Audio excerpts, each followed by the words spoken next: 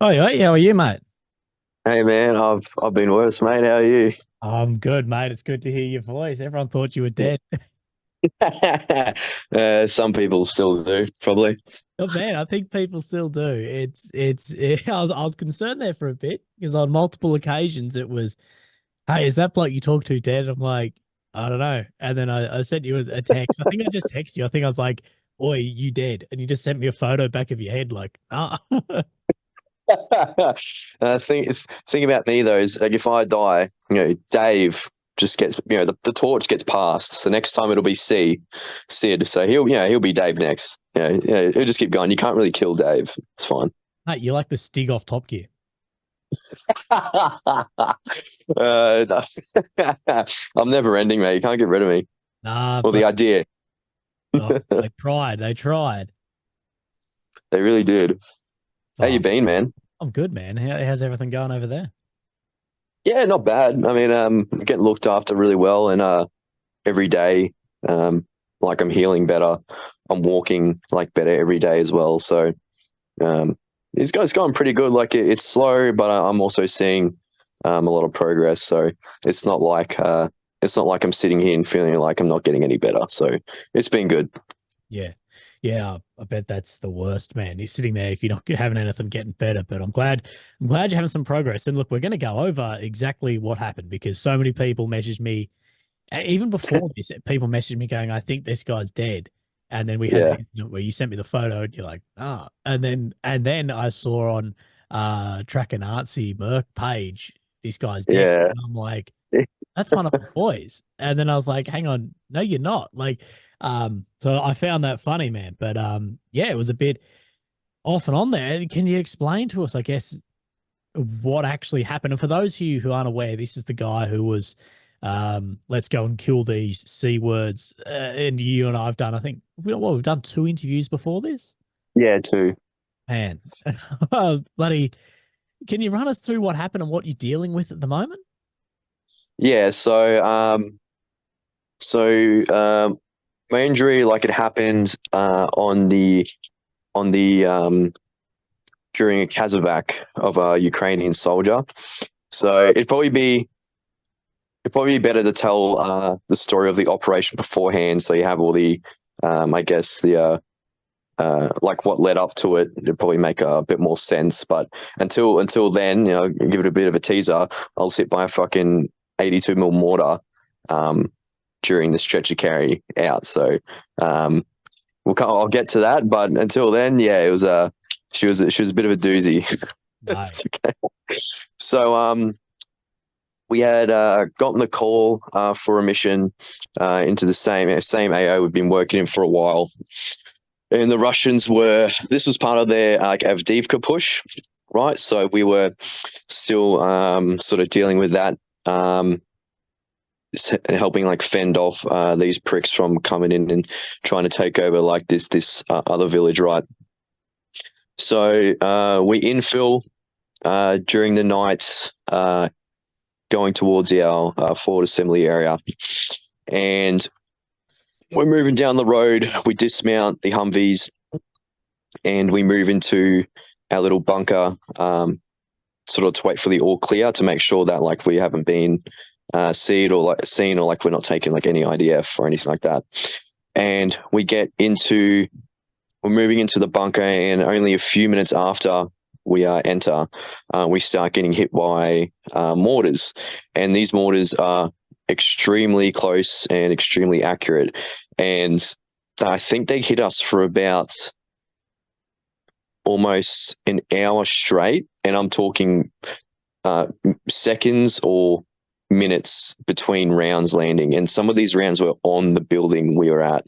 I had an op phone on me with a timer, and I even got to timing like the time between shots, and it was as quick as 40 seconds to as long as like 2.5 minutes, and that was constant for probably an hour straight.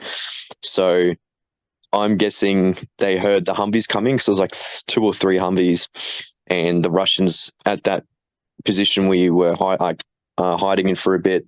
they're only a few hundred meters away. So they would have heard the Humvees and just radioed it in.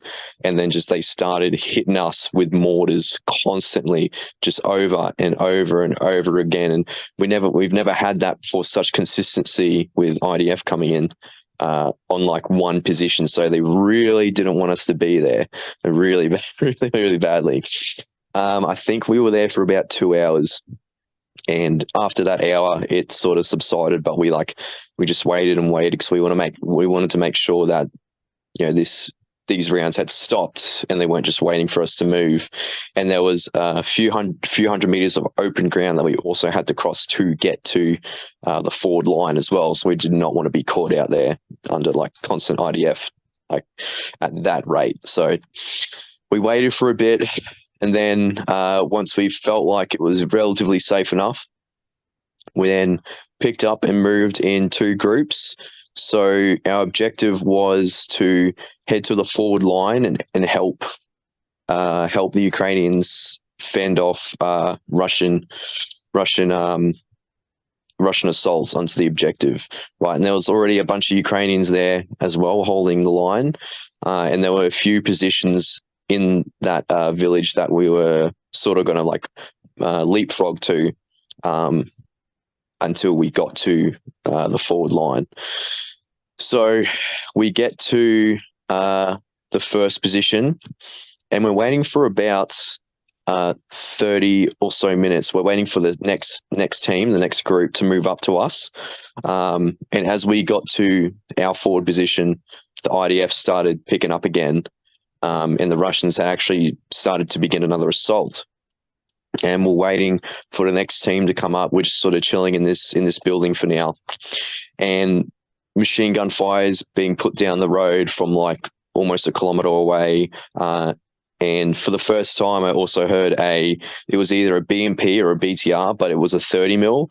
And that was just roaring over the top, like hitting over the top of the buildings, I assume putting down suppressive fire or hitting targets at distance.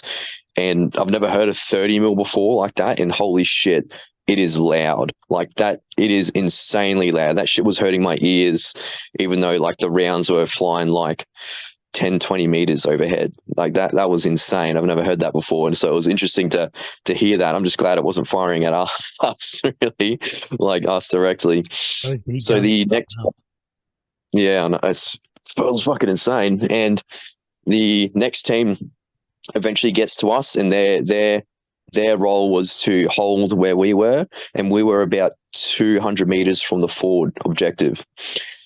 So the other team, they got to us. We're like, okay, sweet, everyone's here. A Ukrainian guide came in to lead us forward to the objective, and he took us and we went. And as we were walking down this road, we're pretty concealed. Like there's still like, you know, rubble and everything there to help conceal us and cover us and whatnot. But you can just see in the distance the lights to the city, and you can see, but you could also see where the vehicle was firing from, and under the NVGs, I'm pretty sure we could see its little IR light shining, and then every like few minutes it would be just lighting up the area. Thankfully not shooting directly at us, but it was firing overhead, and I believe it was most likely providing suppressive fire for the Russians coming up. And how the Russians were doing it is they were pushing in groups of 6 to 8 down their road from the east, and also they were pushing across open ground to the north. So there were at least two avenues that the enemy were taking to try and take the objective. Wow! And we got to the forward line. So there's 2 positions, one 40 meters to the rear, and then the most forward position 40 meters in front of that, and there's a small trench that connects to it. And previously throughout the day, the Russians had mounted a few assaults onto it, and when we got the go-ahead, like the warning order to go into and clear it out, there were, on the drone footage, there were Russians both in the trench and also sort of outside of it, hiding, and sort of, because they couldn't move, they were stuck between a rock and a hard place. If they couldn't get up and move away because they were just gotten shot, so they had to sort of stay there and sort of wait it out, I guess, till nightfall. And we got there. We got to that first small position, and essentially immediately we got there, sort of assessed the area, tried to get our bearings a little bit. And then once we like PID like the forward objective and then the trench and whatnot, we then pushed into clearing that trench. So in the forward team that I was in, there was 4 of us, 1, 2, 3, 4, I believe, and 3 of us pushed into the trench to start clearing it, and 2 of them stayed back at the building to watch further along. And there were these 2 destroyed vehicles as well that the Russians were also hiding under. So I was third man into the trench. The 2 boys up front, they both had suppressors. So they started moving through, sort of clearing it. The trench like depth ranged from like knee height to probably chest height, but more so knee height the whole time, which doesn't make you feel very good because the deeper is always the better when copping like IDF and shit. And at this point, mortars were coming in, not at a heavy weight, but they had it enough around the area, and also the vehicles and machine guns firing too. And the boys started pushing through the trench, and we could hear one of the Russians' radios underneath the vehicle, like going off, like the comms were going off. We could hear the radio,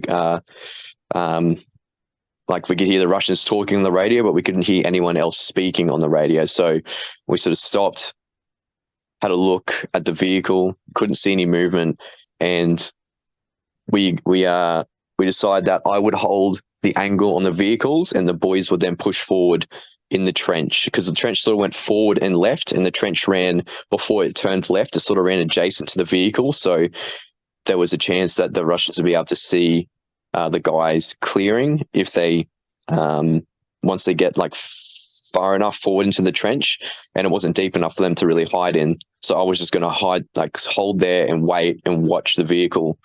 And if I saw movement or saw like any Russian light up, I would just then start shooting and hopefully cover the boys quickly enough so they could return fire or move out of the killing zone. So I was doing that. I was holding down the angle on the vehicles while the boys were moving forward and clearing the trench. I heard a few suppressed shots. I think they were just doing there was a dead Russian in there, but they were just doing a dead check as well on him. And then they came back to me.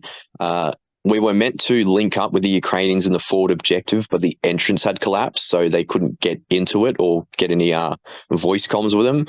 So they pushed back to me, and then we pushed back to the building. So the trench was clear. It was now sort of just the vehicles that we were sort of, a bit sus on. And as the boys were clearing forward, and I was holding the vehicles, one of our boys from the building starts lighting up the BMP, and I see sparks kicking off of it. And then he fires a few more shots up behind it. And he apparently he had a thermal mounted onto his AK, and he could see movement under the BMP. So he shot him. And then after that, his buddy must have been like, fuck this, and got up and started walking back. And so we also shot him too. So there's 2 dead dudes now. And then I could hear the radio going off, but saw no movement, heard nothing. So those 2 guys were dead. We pushed back to the building, but since our objective was to gain communications with the Ukrainians inside the forward objective, me and one other bloke then pushed back through the trench to the objective and essentially just started yelling at the collapsed entrance to try and get their attention. And we eventually did. And he said there was an English speaker like a Ukrainian that spoke English inside the objective. Like, oh, okay, sweet. Fucking, he'll be able to hear us and know we're friendly. And the code word at the time was friendly. Just yell friendly in English. We're like, okay, easy enough, all good. And we get there, and the bloke I'm with starts speaking to him, and I'm like, hey, dude, like, you speak like real fucking good English. Like, where you from? He's like, oh, I'm from America. I'm like, oh, well, no wonder you speak fucking good English. You're an American here. I'm like, what the fuck are you doing here? And he was fighting in one of the battalions, and I'm pretty sure he was at the time a missing foreigner who I think just made his way into the village and started fighting with the Ukrainians and just stayed there. Wow. So he got found, luckily, and he's alive. And part of our objective as well was to push into that forward position and help fight, but the entrance was collapsed and we couldn't really get in there. And there was another entrance, but it was, you had to go sort of up and over, and that was pretty risky, so we didn't bother doing that. But there was 6 Ukrainians plus him in there anyway. They were all good. They're all still fighting. So we're like, okay, sweet. Me and my mate are going to push back to 40 meters to the rear, and we're just going to hold off from there. And he's like, okay, sweet, no dramas. So we get back into that rear building, and we take up firing positions. Me and one other Aussie, we're on the eastern side of the building, so we can watch. We're watching down the road, and also a bit to the north as well. And one of the like, we couldn't really see too far. Like, view observation was pretty obstructed down the road and to the north. So if we got told to, hey, fire in this direction over the radio, that means that the Russians were then pushing down the road, and we were to essentially lay down suppressing fire in that direction to sort of, incentivize them to not continue going. So throughout the night, that would happen a few times. There was a couple of times where I saw movement down the road, and when I went to go, because the position I was sort of holding the angle on, I was standing on like a single sandbag up against the wall, so it was very, very awkward for me to stand on, and like my head was hitting the ceiling too. So I couldn't really get my weapon up there and hold a firing position while also looking that way. So I had my weapon down by my side, and I saw a dude. I'm like, oh shit, there's a fucking cunt right there. And I lean down to pick up my weapon, come back up, and he's fucking gone. And I'm like, you're taking the piss, mate. And I'm there for you for the next half hour, watching that same direction like a hawk, just waiting for this dude to pop up again. But I think he disappeared behind one of the houses, and I think they just maneuvered past our line of sight, so we couldn't see him again. But we could hear them yelling down the east, probably like 50 or so meters away from us at most at some points. So we were just watching and watching. And then one of our guys got the M320 and started lobbing 40 mil down that road as well. And we didn't really get any resistance after that.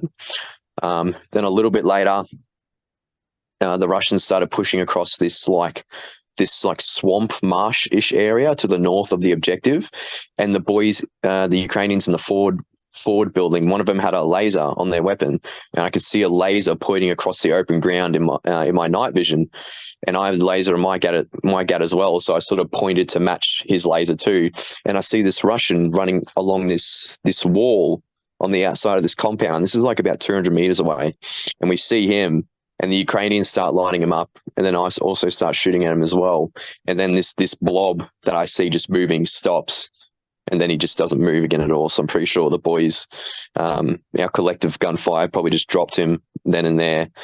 But they were attacking from those two avenues the most the past like day and a bit. And the Russians, we cleared out from that initial area, were probably as close as they got, because they would get there, but then they would be stuck between two Ukrainian positions. So once they lose that initiative, then they have to either withdraw or they have to hunker down and pray that they don't get slaughtered. But the ones that did hunker down eventually did die anyway. So that happens, and the assaults kind of stopped for a bit. We're just taking like sporadic mortar fire here and there, and since the Russians started pushing, we heard about their use of gas, like more so like CS gas or tear gas. And what they do with that is they will gas positions and then wait for the Ukrainians to come out of their bunkers in the buildings to get like air. And then they'll just hit them with IDF or dropper drones or suicide drones. A bit harder at night because the drones, suicide drones, you can't, unless they're thermal ones, which they're highly unlikely to be, aren't going to see. And dropper drones, unless they're thermal ones, they're not going to be dropping any grenades on you. So it's most likely just IDF. But we were chilling in the building for a bit, still like watching our arcs. And we had other Ukrainians in the same building we were in. They were sort of hiding in the bunker. And I think a few of them were injured, but there was one who had injury to the leg. And we had our medic assess him, and it didn't look too bad, but he couldn't really walk properly. So we're thinking, okay, like he's going to need Kazovac. And at some point throughout the whole commotion, the Ukrainians up and left their buddy there in the bunker. So it was then just him, and then us, a bunch of foreigners in the same position. We're like, oh, okay, well, I guess he's our responsibility now. Like, we'll have to take him when we go. Yeah. And we're waiting, we're just chilling, watching our arcs. And this mortar round comes in, or artillery round. And after a few seconds, I get this weird smell. I'm like, what's that? What the fuck is that? Like, I know that smell. Like, I've smelled it before. And it clicked. I'm like, oh, boys, I think we've been gassed. And we just start getting the slow feeling of like the CS gas. You start feeling it in your eyes, in your throat, in your nose. And I'm thinking, fuck, here we go. Like, this is just turned into like a really shitty night. Like, it was going good up until now. Then we're just like, fuck, okay. And the effects start getting stronger and stronger. Thankfully, they didn't get too bad because, like, landing in an open area, it disperses quite a bit. But in saying that, it disperses in that area. So once you start walking, you have to clear about at least like 50 meters away for the effects to start like waning off. And that happened. And once that happened, we sort of saw that as our ticket to leave. And thankfully, pretty much at that moment, our relief came, more Ukrainians into the position. So like, okay, fuck, like, let's go.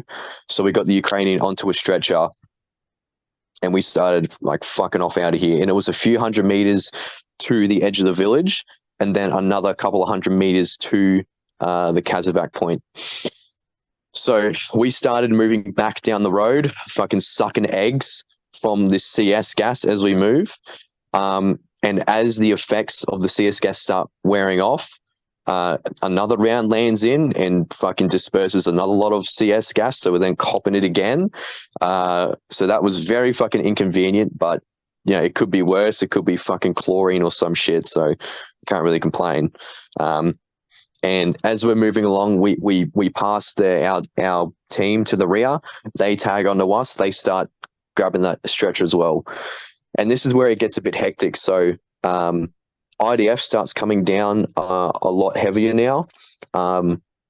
When we pass our rear team, a drone comes roaring in, and the Russian drones will fly real low, and the Ukrainian ones will fly a lot higher unless they tell you. And when this one came in low, I'm just like, oh shit, that's not a friendly drone. And the mortar rounds started getting extremely accurate. Like, I'm talking, they were landing on the road in front of us about 50 meters, behind us about 50 meters. And we were just thinking like, fuck, like, we have to go. Like, we have to get out of here.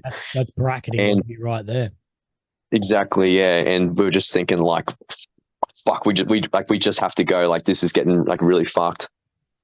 And throughout our Kazakh through the village, the rounds got real close, and we lost visual of one of our dudes because he went back into that position our rear team were at to get one of his bags, and a mortar round landed at the building. And for a few minutes we lost him. We're like, where the fuck is he? Like, what the fuck? And I stayed behind. I was second last man, and we're calling out to him. We eventually comms with him on the radio, and he thought we took another direction, so he didn't move. And then we told him, hey, no, we're just at the fucking road. And I just see him sprinting through the darkness all the way up to us. I'm like, okay, sweet, he's good. Let's fucking keep going. And we get all the way to the edge of the village. Thankfully, none of us are injured so far. And we have to go through this little like narrow pathway until we get to the open ground. And we get there, and it's pretty much like the home stretch, the Kazakh point. But like, it's just this one road, and on either side is just essentially just field with like no cover. And we get probably 100 meters down the road, and we're doing rolling changes on the stretcher as well. So as we're moving, new dudes are coming up, grabbing the handle, continuing along, because we did not want to stop in that area. And as one of the boys, I'm on the rear left of the stretcher, and as one of the boys, an Aussie, goes to swap out with the dude on the front left, a mortar hits about 3 meters away, almost instantly kills him, and then the rest of us just essentially drop, as there's at least two of our dudes screaming, And when the mortar hit, I felt my leg and my arm get hit, but by some miracle, I didn't feel any pain. Thankfully, I guess just where the shrapnel hit, it just didn't. I don't know. I guess it just didn't hit anything that caused any pain whatsoever. It was very strange. But what's even stranger was as soon as the blast hit, it was like my body instantly hadn't slept for 3 days, and I got this insane feeling of overwhelming tiredness and exhaustion, and it was so strange. So I dropped to the ground, and I'm thinking, "Fuck, okay, tourniquets." And I put one on my arm first. It was already looped. I put it on. I yank it. I start windlassing it, and I immediately noticed like I do not have the strength to put it on properly, but I put it on as best as I can, and then I moved to my leg, put one on my leg, and at this point, 4 of us are seriously wounded. Another 2 have copped shrapnel. 1 is dead, and 1 is uninjured at all, right? And I'm on the ground. I've got my 2 tourniquets on, and I say to my other Aussie mate, like, "Hey, we had 2 other Aussies on that mission, so 3 of us total." And I'm like, "Hey, dude, like, I don't think I've got these tourniquets on right. Could you please like help put another one on?" And he was like, "Yeah, mate, I'll be easy in a minute," because he was putting his own tourniquets on too. And he does that. He comes over. He puts another one on my arm. And then I'm okay, sweet. We then all disperse. We try and get as much distance as possible. We try and find cover, but there's practically nothing. The only like decent bit of cover was this massive crater about 20 meters off to the side of the road. So I go ahead, find that. I call to the boys saying there's cover over here, and two of the really bad wounded get dragged into that shell crater. And when they come in, I get out and I just move further away because I didn't want like 3 of us into like this one little spot right there. And I call over to one of my mates. I sort of lay down next to him and I go, "Man, this is fucking shit." I just sort of lay there for like a few seconds, just there's nothing I could really do but lay there. I get the attention of one of my other mates when he's done helping with the other casualties, and I said, "Hey, can you put another tourniquet on my leg, please? I don't think this one's on properly." So he comes over, he puts one on my leg. So I've now got 4 tourniquets on me, 2 on my left arm, 2 on my left leg. And at this point, all we can do now is just wait for the Humvees to come get us. And we were very lucky that we got injured where we did, because if we had been injured in the village, we would be waiting far longer for Kazovac, and the vehicles could not get there. So we would have to wait for either more of our dudes to deploy out there to help us, or Ukrainians to help get us out. So we were very fortunate that we got injured in that spot, because the Humvees eventually did come right up to us, and then my ass got dragged. My ass was last to get dragged onto the Humvee, and then we fucked off. But as we were waiting there, we were probably only there for about 12, 15 minutes or so. But only once I had gotten all my tourniquets on and we crawled and dispersed, we were just sort of chilling there. A few more mortars came in, but not too close. But what really fucked with us was a drone came in, and this one was a Russian one. And the moment it came in, I thought immediately, that thing's got a fucking grenade. That's probably going to drop a grenade on us. And I could hear it, and I remember I was on my knees and I was like looking up at the sky, and I'm like, I can't fucking move. Like, I don't have the energy or the ability to dive out of the way if I hear something get dropped next to me. And I'm just thinking, fuck, like if it drops it on me, I'm fucked. Like, there's nothing I can do. And but at the time I was thinking, this has got to be a thermal drone, because this drone was guiding mortars onto us, and it's now come back in the middle of the night. It has to be a thermal drone. So it's going to have the capability to see us like as plain as day. And he would have seen our 2 dudes in the crater right there. And those are 2 prime targets to drop a grenade on. So I believe the drone was hovering slightly over them, but at least 3 of our boys picked up their weapons and started shooting at the drone. And it must have spooked the drone slightly, because the drone immediately like backed off. It dropped its grenade, and it missed the crater by about like 10 or so meters. So after that, the drone backed off. I could hear it in the distance slightly, but that was probably now just filling an observation role. And then we were just sort of like thinking like, fuck, like we're probably going to get hit by mortars again very soon. But to my surprise, not from memory, not really any mortars came in again. When the Humvees got here, I was thinking, fuck, they're about to rain this area down with mortars. But the Humvees turned around, and not once, I don't think, any more mortars came in while we were getting loaded onto the Humvees. And we all got loaded onto the Humvees, thankfully. We started getting the fuck out of there. We eventually got to the CCP, where we offloaded from the Humvees and into an ambulance. They cut all my gear off me, I think except for my belt. They cut my shirt, my pants, my boots, my plate carrier. The only thing that's left intact, I think, is my belt and my helmet, and that's it. And they loaded me onto the Humvee, and then we got to the Roll 1, where we started all getting treated. I remember looking down at my arm, and the doctor pointed to my arm that it was still bleeding.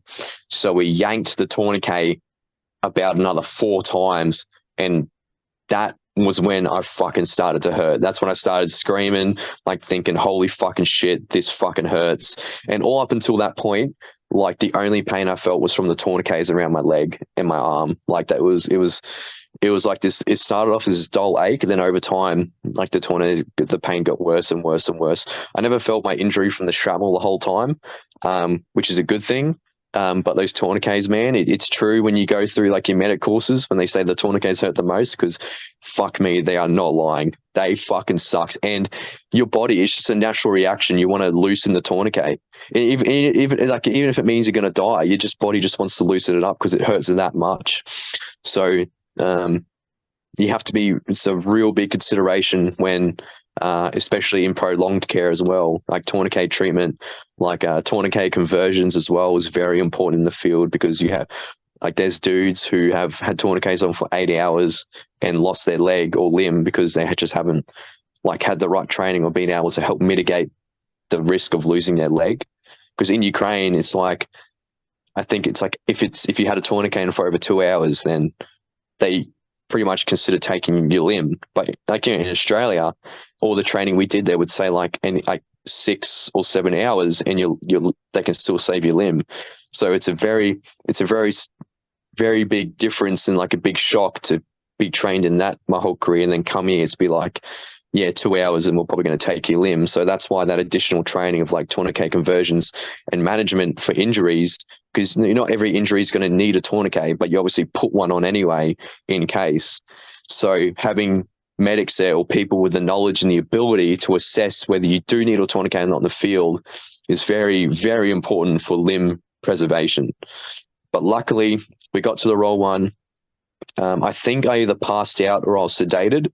I think I passed out a few times in the ambulance, but that was probably because of my extreme exhaustion and extreme tiredness. I don't think it was from blood loss. I don't think I lost that much blood. I don't think I was very close to death. But I mean, I wouldn't know anyway. I've never had that feeling before.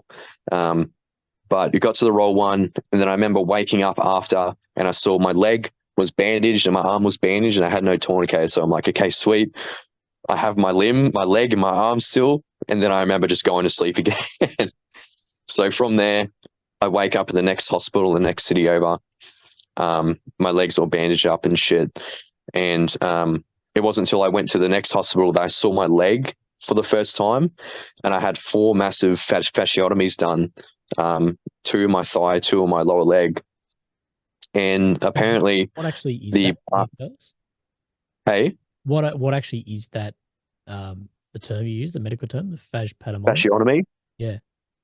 So they're essentially just big cuts. They cut through the skin, right, to allow for the muscle to swell. My muscle had begun swelling really badly, so they had to cut into my leg to allow for it to swell, so it wouldn't restrict blood flow, or like they essentially saved my leg. They stopped my leg me from losing my leg at the cost of having to do 4 massive incisions along it. So I'm very, very happy that's what they did instead of just taking my leg. So I'm very grateful for that. but yeah, like seeing that was just like a holy shit. Like, I've never seen the inside of my leg or anything like that before. So it was insane just to see that and experience that in my hand. I took shrapnel to the face. It fractured my sinus. And then my hand also copped one bit of shrapnel through it, which severed or damaged the ulnar nerve, which is the nerve that runs on like the outside of your palm. So my grip strength and my pinky finger and my ring finger and my left hand are both like, I can't move them very well. But the feeling is slowly coming back. They've repaired the nerve now. I'm just in the recovery stage, but like overall, I think I got really, really lucky with my injuries because I'm already walking again, unassisted. I can jog, even though it's a pretty crude jog. I can do it. There's no pain. The only thing with my leg is that I've got a skin graft on my the left side of my calf because I had a wound vacuum on for quite a long time, and the skin healed.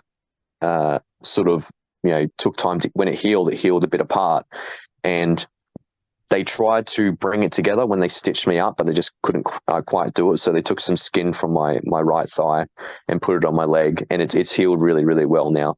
But my skin is very tight, and my calf muscles are very tight. So I have my issue is mobility in my ankle. I can't angle it upwards like my good ankle. So, but it's loosening up. Like each day, I'm pretty much walking better and better. Like it was only a few days before I went from walking with a cane to walking without one. So, yeah, man, like a fucking hectic night going from getting gas to getting hit with a mortar. Like, it's pretty crazy stuff, bro. And it's just such a weird feeling to think about.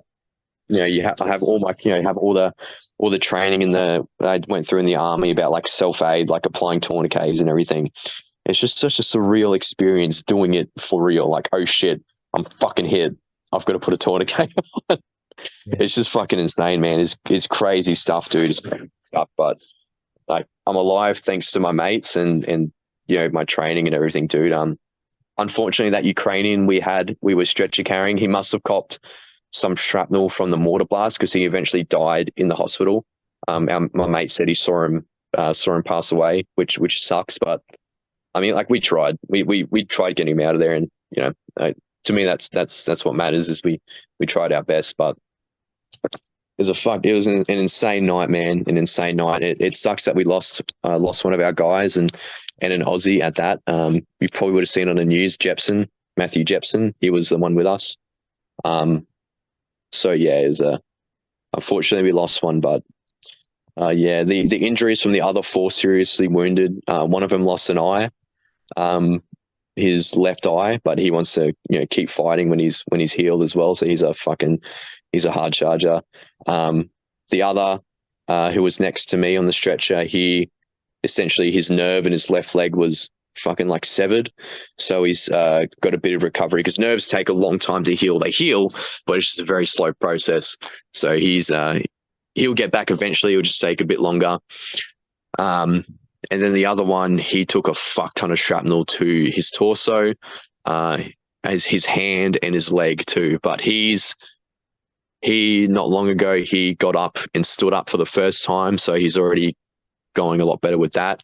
And his hand, he's going to have to, I think he'll probably lose his pinky finger and his ring finger on his left hand, because they're just borderline useless. His pinky's useless. They're going to do an assessment on his ring finger, but they will probably take that. But he's still happy to fight. He'll fight with 3 fingers on his left hand as long as he can hold a rifle. He doesn't care. so he's a hard motherfucker right there. But yeah, man, like it's fucking wild, dude. Like holy shit, goddamn. So yeah, that was I got hit with a mortar.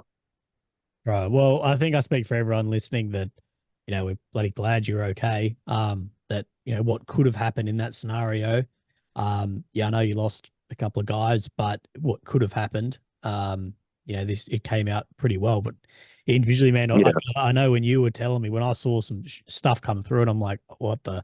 And then you just start feeding me photos, just signals, me photos of your bloody legs cut open and this and that, and I'm like, are you in the ambulance sending me these photos? Like, what the fuck, man? Like, are you? I think I even messaged you. I'm like, do you need me to like come and help? Like, what's going on, No, dude?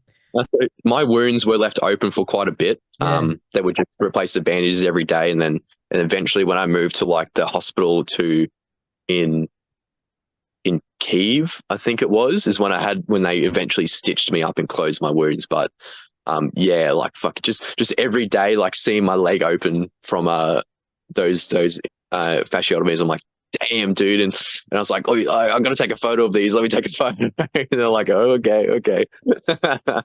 man. But yeah, man, it's so weird. It's so strange, bro. It's so surreal.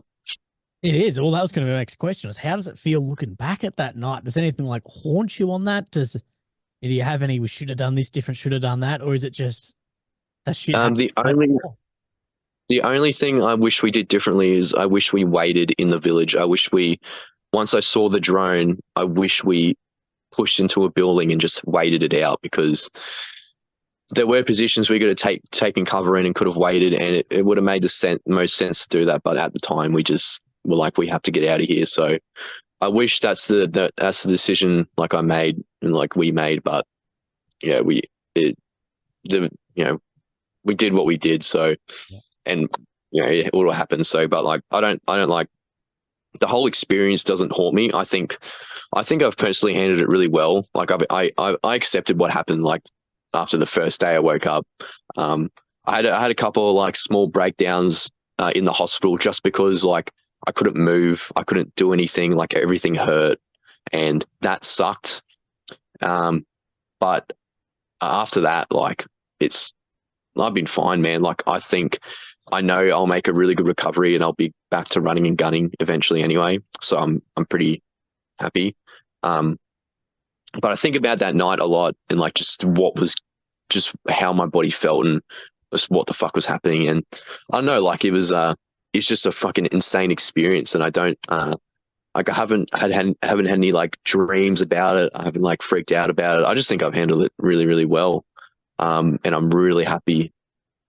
This is how I've accepted and dealt with it all. So, no, like I think mentally I'm fucking great. I'm just chilling, man. Like just recovering, and I'll be back in the fight. Back in the fight sooner rather than later. To be honest. And is that what you're planning? You plan to head back into Ukraine and fight once you get back to health? Yeah. So I'll once I'm out of like the sort of hospital stage, I'll do my rehabilitation, and then once I've done that, I'll come visit home for a bit, and then I'll come back to Ukraine, and because I've done my rehab, I'll be at a stage where I can essentially fight again. So when I come back to Ukraine, I can just go back to the unit straight away and be like, "Yo, when's the next mission, guys?" Jesus, man, you're a fucking warrior, I tell you. Warrior or a silly goose. I don't know which one. There's a very fine line between uh, yeah, between It's thin bravery ice, very and thin ice. psychopathy. There's a very fine line, or bravery and stupidity as well. Yeah, I can't see which one's which, to be honest. I think Australians more sit on the stupidity side a lot of the time. Yeah. What happens when you're Yeah, lying that's full fine by context me. and they're like, defend for yourselves, boys. Yeah. But yeah, man, I'm just happy to still fucking be here and have my limb, like have all my shit. So like it's good. And like I didn't know this at the time, but a piece of shrapnel hit my inner thigh on my right leg and got uncomfortably close to my bits. I'll tell you that. So I'm fucking glad I have those still. You're Like lucky they're God damn. small, mate. You're lucky it's a hard target for the Russians to hit. Mate, there's one bit of shrapnel just in like the crook of like my like pelvis in the groin there. So like fuck me. We already had one dude lose a nut a few months ago. So I don't wanna have another one that happen again. Ah, no, you need them battle undies on or whatever you used to bloody call them. I had my mate gave me a pair of bomb jocks, but they were like the black bike shorts with that gel in them. Yeah, yeah, yeah. And I think I was pretty sure that gel was meant to be frag resistant to like some capacity, but pretty sure the frag went right through that. So I'm going to try and get a pair of like Kevlar jocks or something when I come home next. Yeah, fuck it. For people who don't actually know, we're not speaking shit. There's actually something we wore overseas were issued called, we called them bomb jocks, but they were like underpants you'd put on that had a lining in them that would protect you from shrapnel. No one wore them. Like and uncomfortable. Everyone's like, dude, I'd rather lose my shit. Yeah. But in a situation like that where there's a huge risk of mine and shrapnel, yeah, you might want to start bloody wearing them.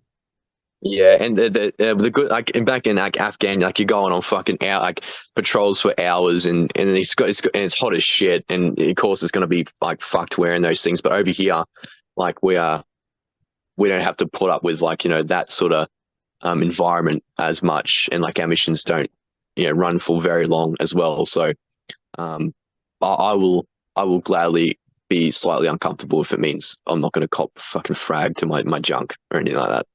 Fucking yeah, that's bloody fair enough, mate. We still need you to we need you to have some little katakas running around at some point.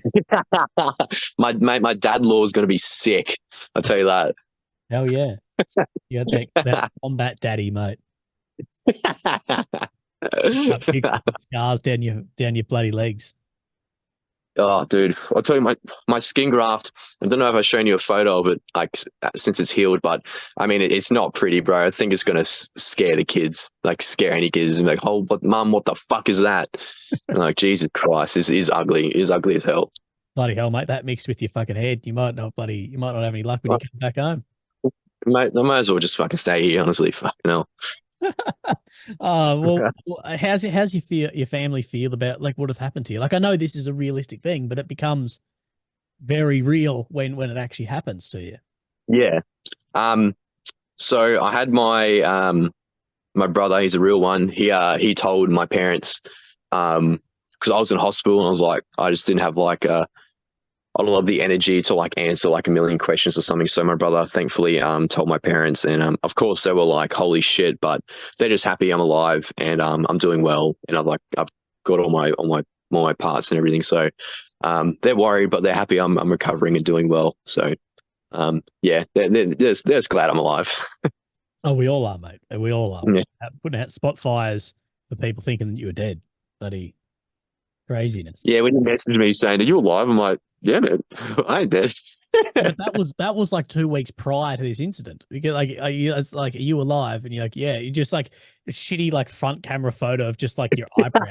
You're like, Yeah. I got it, and I didn't instantly recognize it was you of the photo. I'm like, is this some like Russian dude? Like, have they got your phone? I'm like, oh fuck. Yeah. And I'm like, oh no, there's you. And then like 2 weeks later, my phone blows up. Like, I think Dave's dead. Blah blah blah. And this is from dudes in the service, guys out. This is from Telegram groups. I'm like, ah, shit. Next thing, before I even message you, I'm just getting photos of you. Like, look at this fucking thing, and I'm like, what the fuck? Well, I'm guessing he's not dead. And I'm trying to tell people because people are like, "Hey man, like I hope you're okay. Your buddy's dead," and I'm like, "No, he's not. Like he's got a podcast." Like, I was like, "This is great podcast content." Like, Yeah.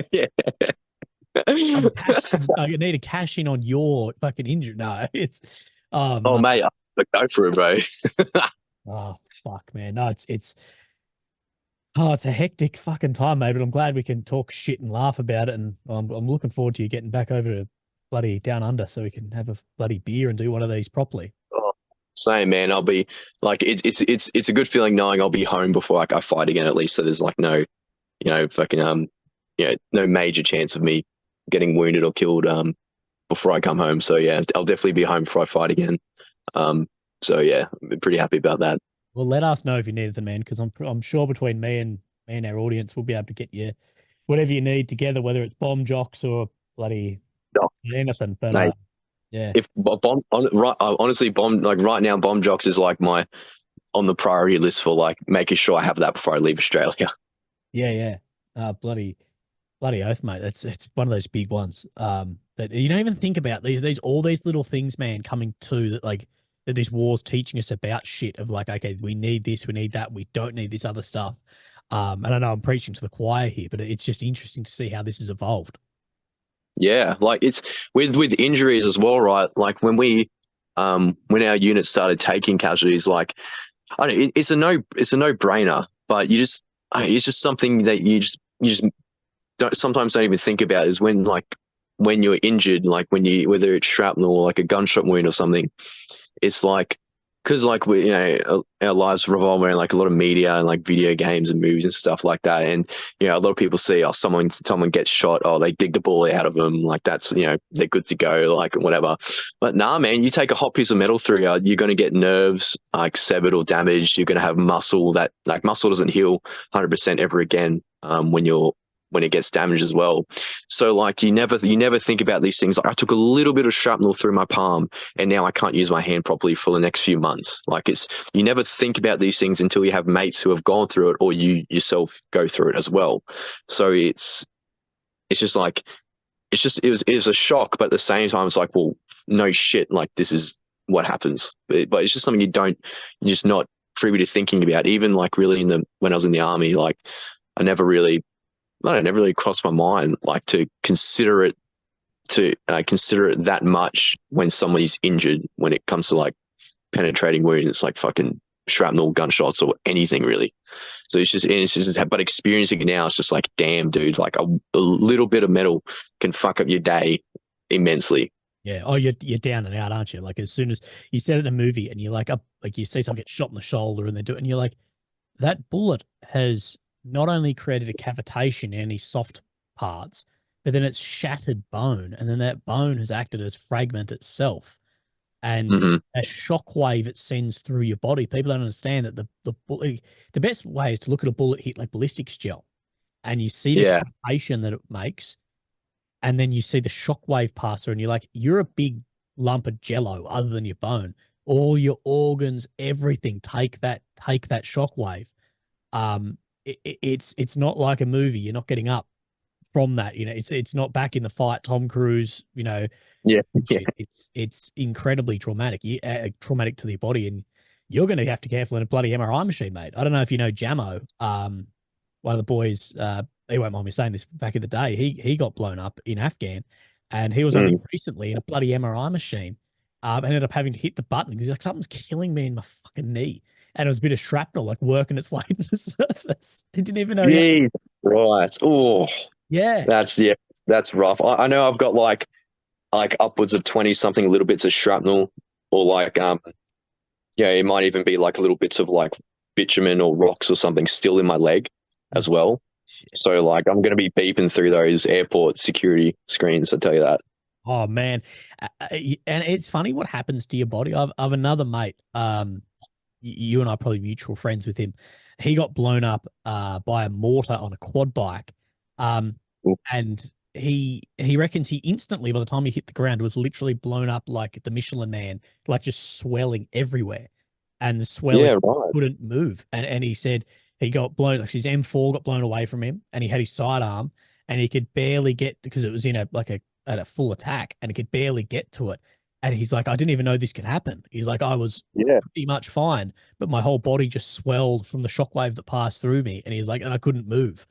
Um, yeah, it's not like the movies, is it? Like when I saw the big cuts on my leg, I thought the mortar had done that. I was like, holy shit. Like thank fuck I put the tourniquets on because god damn. But no, the Ukrainians did that because my leg just started swelling. And I have like only a couple of like smallish entry wounds on my leg. And like, was that the fucking shrapnel that did that? But I'm fairly certain it was the blast that caused my leg to swell.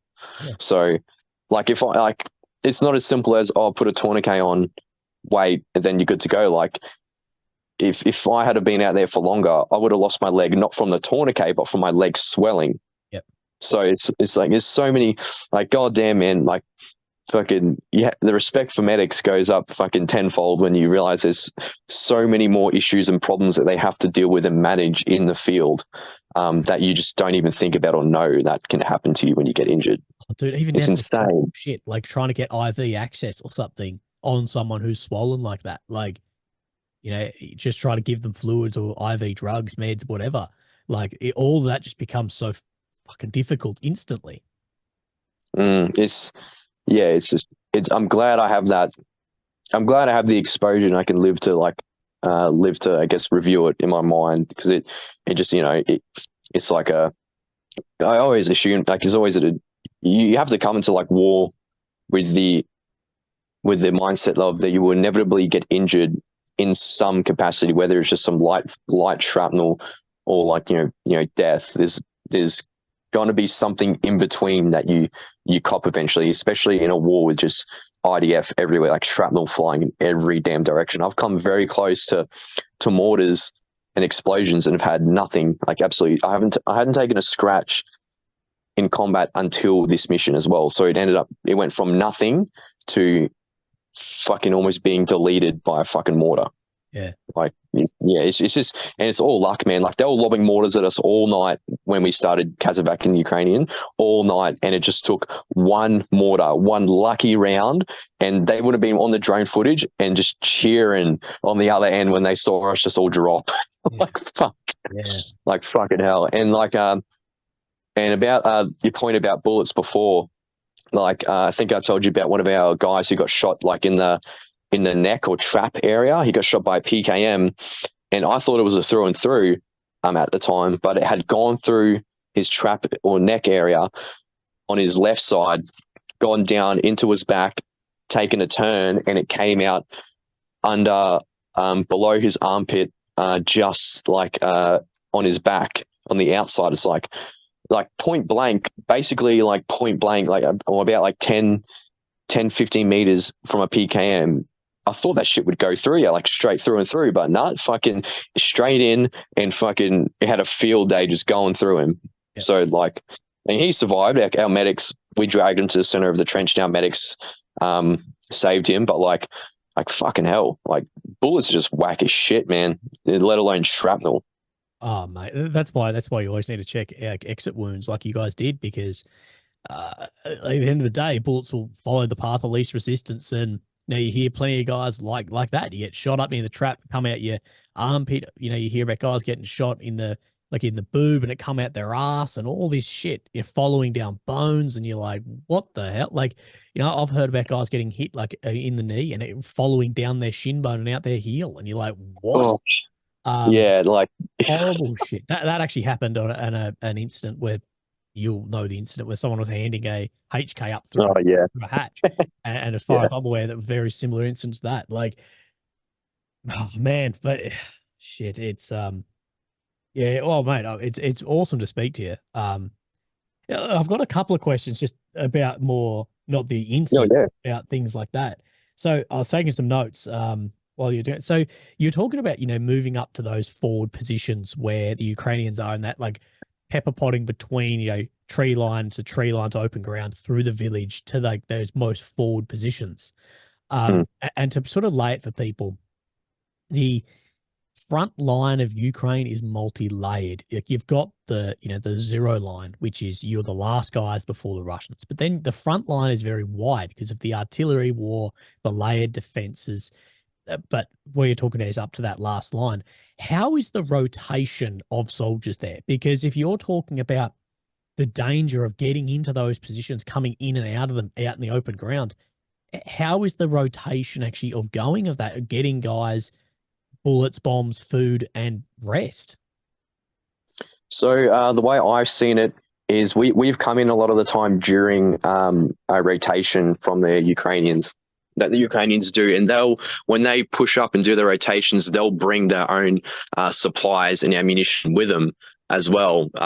And then they'll do their hoto with the guys, and then the guys in position will then leave. So the Ukrainians coming in to do the relief will bring from all that I've seen, they'll carry like these like white sandbags with all this like ammunition, water, food, and everything, and then they'll push forward with that and get it in there themselves. How they go about the dudes on that zero line needing resupply, I'm not sure. I'm sure they'll have runners anyway, but these positions have like a metric fuck ton of like munitions anyway for them to fucking to use. Same with launchers, grenades, bullets, like all that shit. And every position we've gone to has always had like water and food there as well. And they're always like, the Ukrainians are always like welcoming to us, like drink, have something to eat. So it's always nice. And we bring like, a little bit of food and a little bit of like, a few liters of water with us, because we want to sustain ourselves as well. But like every time pretty much like there's always something there to eat and drink in terms of like like a sustainability. Are you lucky that you guys got hit at night? As far as, you hear that the freedom of movement for vehicles is greatly limited in the daytime, as well as the effectiveness of the amount of drones they can put in the air. With you getting a fairly fast turnaround of medevac, did nighttime have a play a role in that they could actually come in and get you? Like, I'm guessing if that was the middle of the day where you guys got hit, you'd have more drones on you, more observation on you, and those vehicles may not come in. Is that part of the case? If if it was during the day, we probably wouldn't have made it out, because if we were in the village, we would have had to wait the whole next day, because I think daylight wasn't far off. And yeah, like the drones and observation is just, they're just everywhere. Drones are everywhere during the day. We wouldn't have been able to move. I'm confident that if we were hit in that same spot during the day, we wouldn't have been moving out there during the day anyway. If it was, but if for whatever reason we're moving out that way during the day and we did get hit, I am confident that it would have sent the Humvees forward anyway, but it would have been way more fucked to get us out. But the fact that it was nighttime made it, a lot easier for them to push us forward, because there was only one drone watching us, and I think like they've never in our AO they've never used thermal drones, I think, before that, to my knowledge. But because of the whole Russian push that's happening, I think they're bringing in units into the area that have these capabilities, or they're getting equipment to help them with their attacks as well. We think it might have even been like Spetsnaz or some special forces in the rear with the mortars with the drone.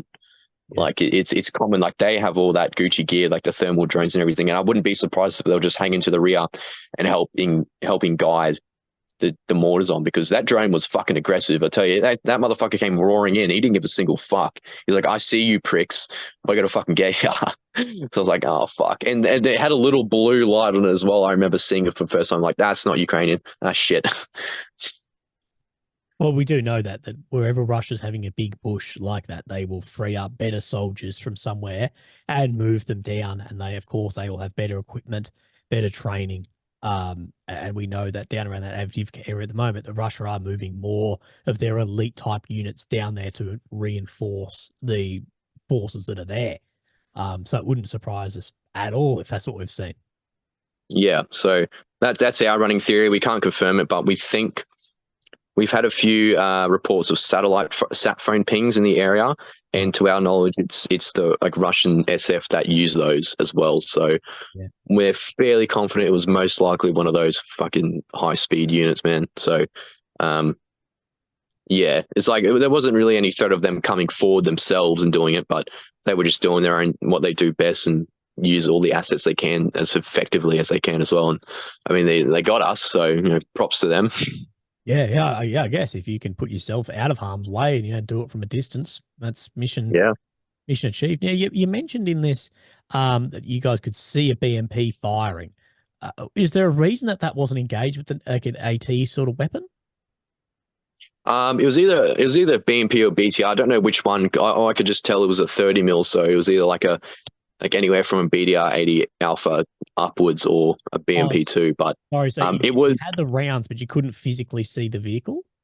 No, it was the only signature I got from the vehicle was where it was firing from, and I'm pretty sure under NVG we could see its little IR light on, but it was like almost a kilometer away down the road. So hitting him with like conventional AT weapons, you're just going to be harassing it at best. You weren't going to get any like hits with it, especially probably not with an RPG or fucking anything like that. Like a javelin you would, but I mean, like, I don't think there was any javelins in the with the Ukrainians at that point as well. That's an important asset they have.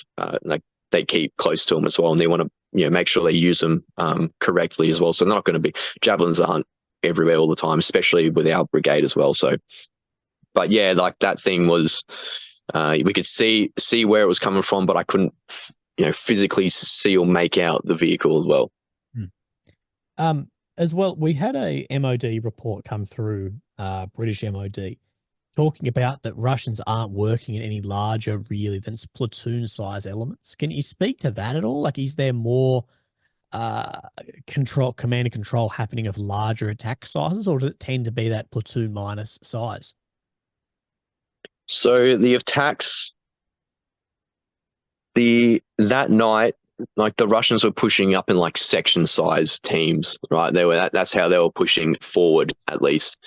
But in more recent days since then, like the only sort of two attacks I've I guess witnessed or like heard about are like those section size elements assaulting, or literal human fucking waves like pushing forward, and that's what's happened more recently as well. In that same AOs, Russians still mounting attacks, and they in fact, before attacking that village again a few weeks ago, they hit all the comm stations in the village, knocking out UK communications for a bit, and then just hit the village, not with vehicles this time, but with just copious amounts of fucking infantry to try and take the village.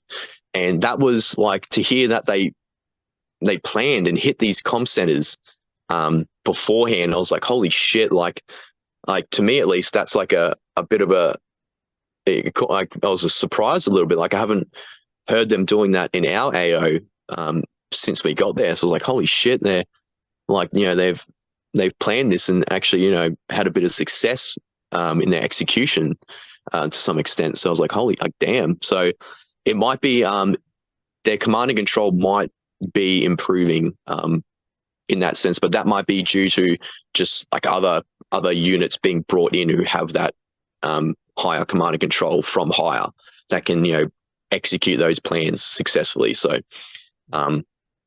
I guess it just largely depends on the units you do come up against. I think like a lot of the ones we deal with, I haven't really experienced that level of high level of command and control much. But when they first started pushing their Divka again in those few days, like they were pushing with like so many goddamn vehicles, but at the same time, those vehicles are just getting hit by artillery and AT weapons as well. So the vehicles weren't really that effective at doing that either as well. But I think that can also come down to experience from the soldiers, and also they're scared shitless too. So that also is going to play into how well they do. Like like the fucking officers and shit can plan shit as well as they can, but I mean, it's up to the soldiers on the ground to actually execute it correctly, I guess. Yeah, you mentioned something there that it does seem in some areas, some AOs you look at, that the Russians are fighting more competently in some areas. And that's just what we expect. It's 2 years into the war. It's not only the Ukrainians that are gaining experience from this, so are the Russians. Very, very slow to adapt to some things, but there is experience being gained there. And it does seem like with some of the movements being made from an outsider looking in, that there is, some hard lessons learnt, and that there is some more competence of command happening. Yeah, exactly. They're like, even if it is like a little bit slower than I thought it would, like they are learning, and they're gonna, like, as long as this war keeps going, I imagine they're going to continue to learn as well and adapt as well. Because and one of the big notable ones is how they use drones, and they're eventually going to get better equipment. Probably their EW as well is probably going to increase, like capabilities probably going to increase, and they're just going to, like the Ukrainians have, like they've taken commercial drones and used them in a war now, and it's like just small things like that have a massive impact. And Russia's doing exactly the same thing, and they're like the Ukrainians, they're always evolving their drone warfare, and the Russians are doing exactly the same. So it's going to be like that on all aspects of fighting, whether it's the way they utilize command and control, or way they utilize drones. But if there's one thing I can see not changing, it's just their human wave tactic. They seem pretty happy in doing that. Yeah, well, that's been a tactic of Russia back through the Soviet times too. We see just that, a use of huge numbers of young men. Yeah, and they've got the numbers to do it. So until they run out, which I don't think they ever will, they're probably just going to keep doing it. It's fucking wild, man. And have you noticed that there's any like ammo shortages on the front line or hearing anything? Because we've been hearing in the media the last couple of days that there is huge ammo shortages around that Avdiivka area, and that is one of the main things like really hindering Ukraine currently. Not only the ammo shortage of stuff coming into the country, but also just getting it to get the supply lines open to get it to the guys that need it. Have you heard anything about this? I haven't heard of anything about that. No, it wouldn't surprise me, but I haven't. I don't remember hearing anything about it around Abdivka recently. No, Yeah. no, I haven't. I can't recall anything. Yeah, I'd love to get sort of some firsthand shit off guys, man, who have more of an idea than bloody looking at fucking Willie's YouTube channel. Um, but between last time we spoke and now, is there any? And I'm not meaning when you got bloody blown up, but is there any other bits and pieces in that you'd like to tell us about? Before, between getting blown up and now. No. Sorry, between last time we spoke, like interviewed, Oh, and that getting blown up phase.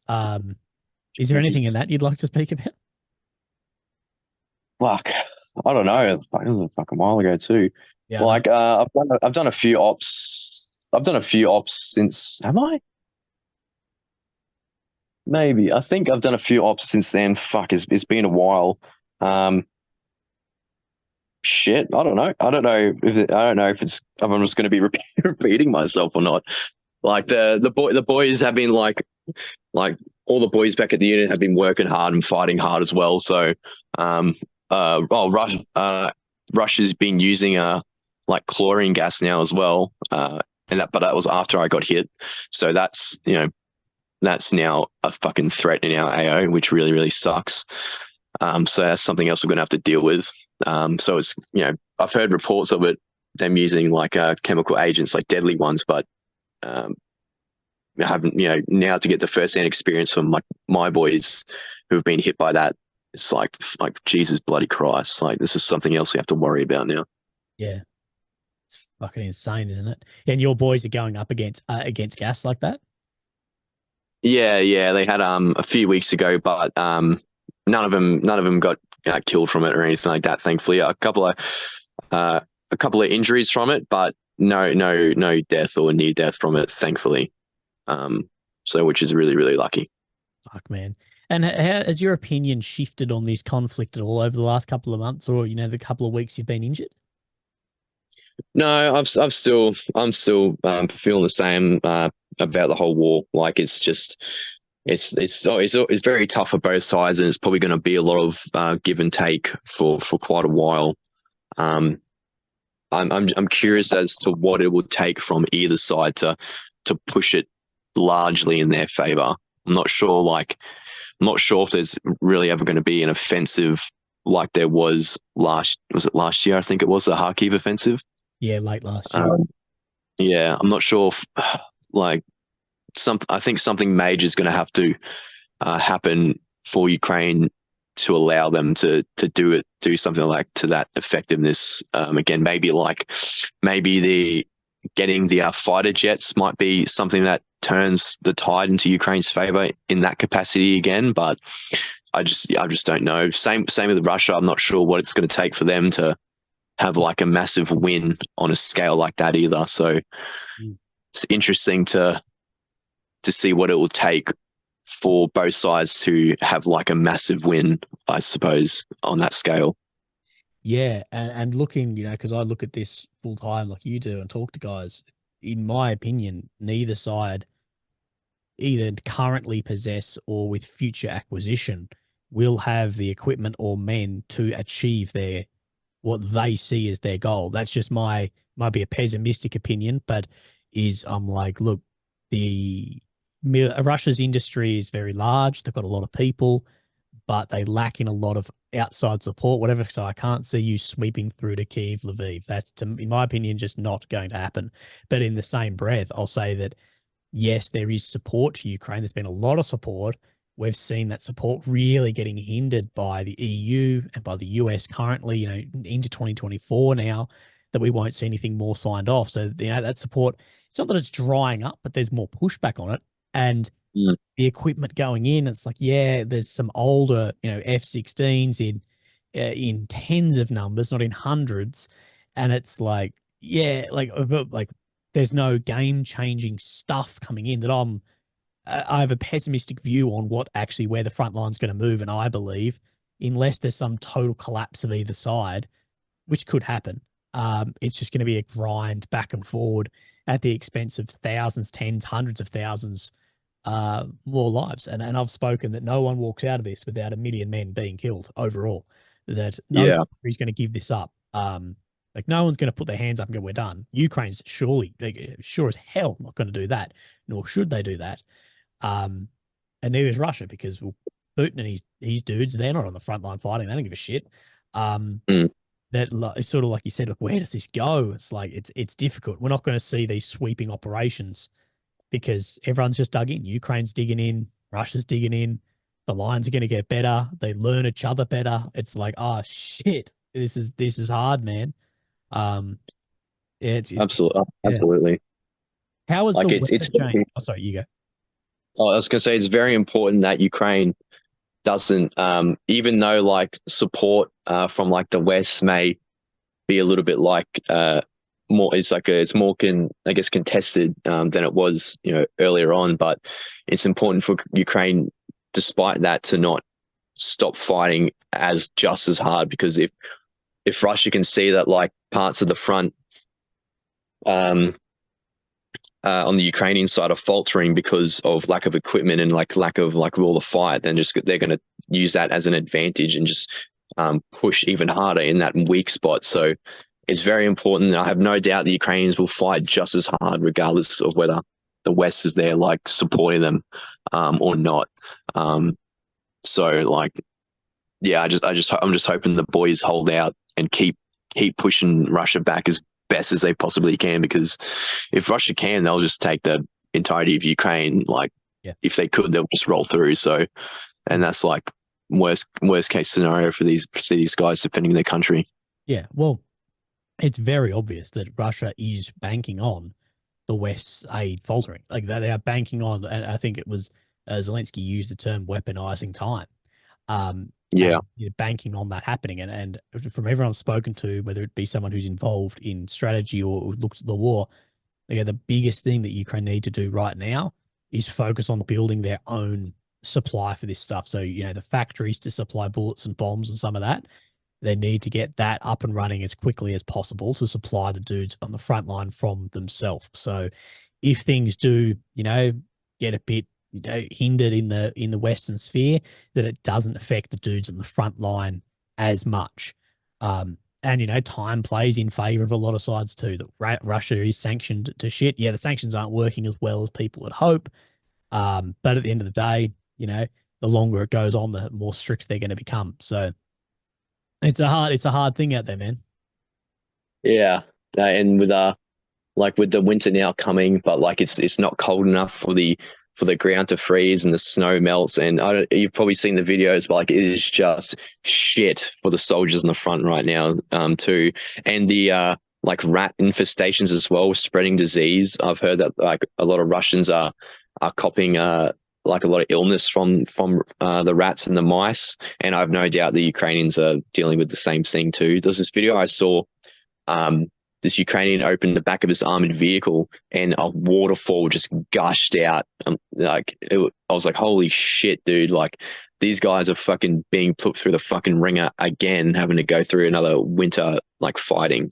It's just probably like, in my opinion, the most demoralizing time of war is like fighting in the wet and the cold. Like it's probably the worst time to fight. Yeah. Oh, And they do. So it's like, fuck. rolling through a second time, mate. Yep. Fuck. Boys are in it. They'll do well. Yeah, the boys will hunker in, mate. They'll fucking put it up. Mate, is there anything else we haven't spoken about or you'd like to mention or say or anything about yourself or your experience or anything before we sign off? Um, oh geez. I don't know, like I guess like if I can help anyone who's been like injured from this conflict or even in like, past conflicts, like, of recent late.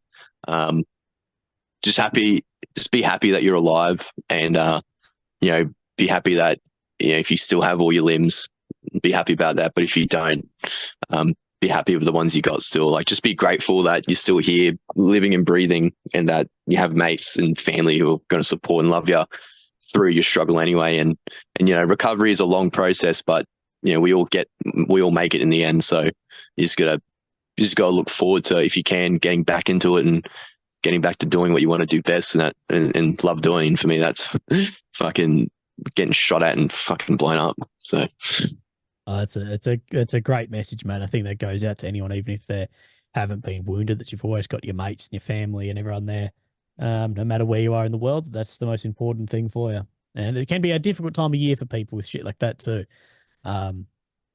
So, mate, look, thank you very much for speaking to me. I know this was last minute, that bloody you and I last couple of nights. I think you passed out on morphine one night. I passed out off eating apple crumble another night, and fucking like, shit, we should do this right there in the beginning of this. I was yawning and trying to stay awake, but mate, I know you're going to be spending Christmas in a hospital bed, but buddy, I think some people have some pudding for you, mate. Oh, mate, I love a bit of Christmas pud, bro. You fucking, oh, goddamn.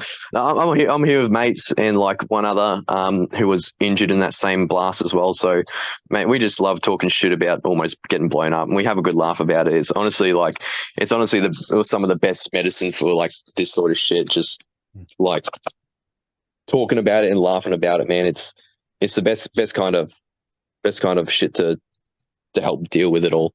Yeah. Oh, mate, that is like laughing, talking shit, taking the piss out of each other. It is the best medicine for acceptance of something like that as well. Of like, hey, this happened to fucking whatever. It's fantastic, dude.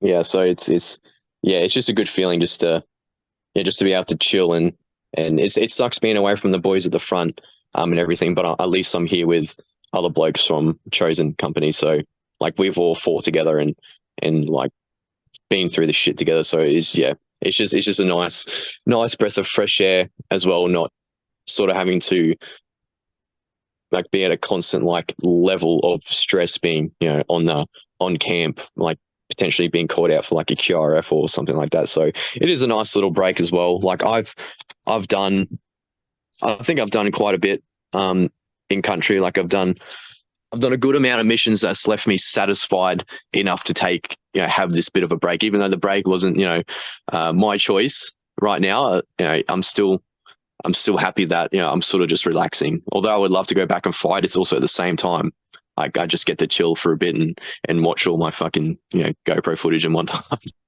Yeah, I was actually gonna ask that. Did you get it on GoPro? No, unfortunately I didn't. Like I had my GoPro packed away. It was at night, so I had MVGs on. So I didn't have it attached to my helmet, but it would have been fucking awesome to have recorded, even if it was like pitch black. Just hearing everything, just would have been insane just to watch over again. I wish it was recorded. Yeah, dude. Yeah, fucking. Well, to be honest, some Russian somewhere has got it recorded. Bro, we've been searching the telegrams. I want to see that goddamn drone footage of it. I want to see the mortar hit and us just all drop. I want to see that. It has to be there somewhere. And if it is somewhere, it'll in time it'll be posted online, and I'll be like, oi, that's me, that's me. I want to see it so bad, and we're all like, fucking, where's that footage, man? Oh, dude, that's gonna be surreal. That's gonna be surreal. Being like, that's me on this thermal, and that's my blood coming out of me. That's gonna be fucking wild, man. That's gonna be the opening to the podcast to a podcast down the line somewhere. Oh, fucking oath, man. Oh, I can't. I hope there's footage of it, because goddamn, I just want to see it. I want to see it so bad. Oh, eventually see it. I'll probably forget about it one day and then be seeing Telegram like, that looks eerily familiar. 50 years time, we're probably going to be able to go and catch up with the dude who fucking dropped a grenade on you. Like, who dropped the on you? Yeah, fuck. This is Igor and Ivan, and they blew me up. Bloody bastards. Well, dude, look, you get some rest. I don't know if I'd call it a break that you're having at the moment, but buddy, from all of us, Merry Christmas, Happy New Year, and we'll speak to you in the next year, brother. Yeah, Merry Christmas, man, and enjoy your holidays, dude. I hope you're taking some time off, not bloody not going to back to Israel again sometime soon. You need to have a good holiday, mate. I might come and chill out with you, mate. Yeah, I wouldn't say no to that, mate. I'll show you how well my legs work. I can look at this. Well, I see that every day here. I'm just like bloody pricks. Fuck you. Yeah. Dude, you have a good one, man. If you ever need anything, reach out, and I'm sure if there's something you need a source, we'll be able to do something over here as well. Yeah, please, man. Absolutely. I'll let you know when I'm starting the process to go back home. So catch up with you and Maddie as well, Oh yeah, and fucking and Sid if he's still in country. yeah, dude. Yeah, we're gonna get all the boys together. Oh fuck yeah. We're sick. We're gonna have a round table podcast with all the boys. It's gonna be. It's that thing is I don't know we're gonna be able to post it because it will get banned instantly. Uh, But fucking hell. it'll be fun. That I'm looking forward to. That would be awesome to do, man. That'd be fucking sick. Yeah, nah, that'd be fucking awesome. Well, dude, I'll let you go, but you look after yourself, dude, and keep in touch. Always, mate. Take care, dude. I'll chat to you soon, man. Easy. Okay, thanks, dude. I'll see you soon. Okay. See you, brother.